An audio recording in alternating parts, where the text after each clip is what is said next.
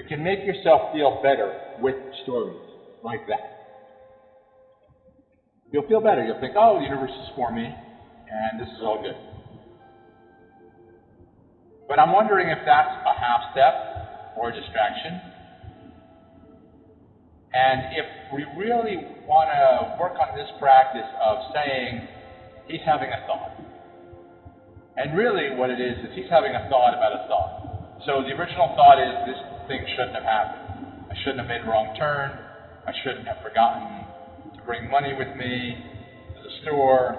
I shouldn't have said that thing to the person. I shouldn't have made this career choice, this romantic choice, whatever the thing is.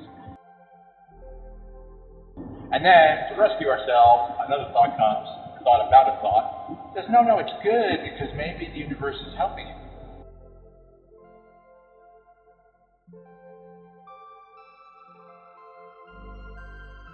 And you might feel better, and this habit works for you, more power to you. But, I guess what I'm suggesting is that it's not exactly a crutch, but it's a distraction or a half step. Instead, we just say with compassion, oh, you're feeling this way. We're aligning with the yin Bardo receptivity to say, I am receiving this thought where you're saying it is absolutely bad that you had this thing happen to you, or the good thing didn't happen to you, or this thing disappointed you, or you made a mistake, or you wasted your time, or you chose incorrectly. I'm simply receiving it with compassion. That's it. Full stop.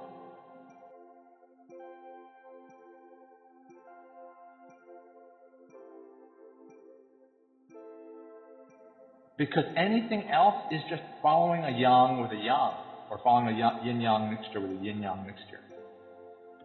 These kind of thoughts about how this shouldn't have happened, to me they're an indication that you're in the return.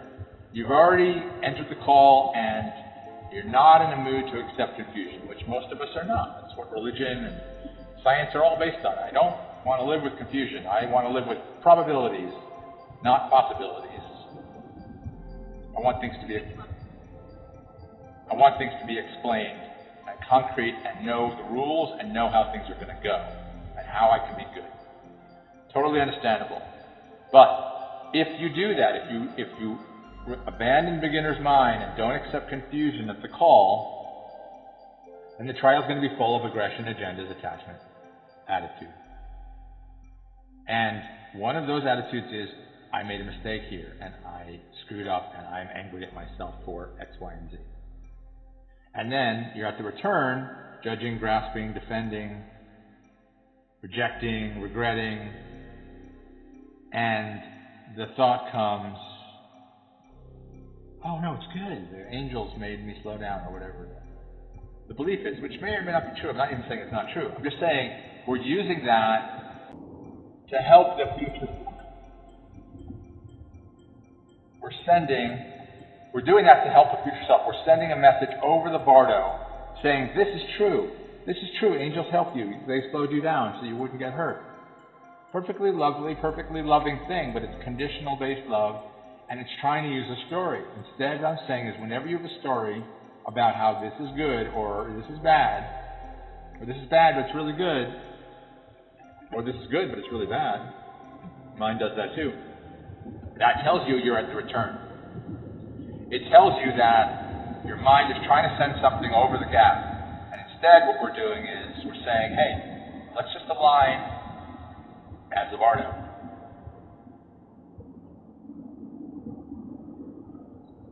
Let's align as the yin principle, receptivity. That's all we're doing. We're not adding any commentary. The mind says this is bad or this is good. Then a thought comes and agrees or disagrees. We're just watching. We're just the watcher. We're just the receptacle. We're just the container. And it's very easy and favorable to go to the container status because you see that the content status isn't working. At best, it's a band-aid or a half step or a distraction. The new habit where anytime there's a judgment, this is good, bad, I want this, I don't want this, I should be this, I shouldn't be this, I am this. It's all image, all conditional love based. Just receive it. Just receive it.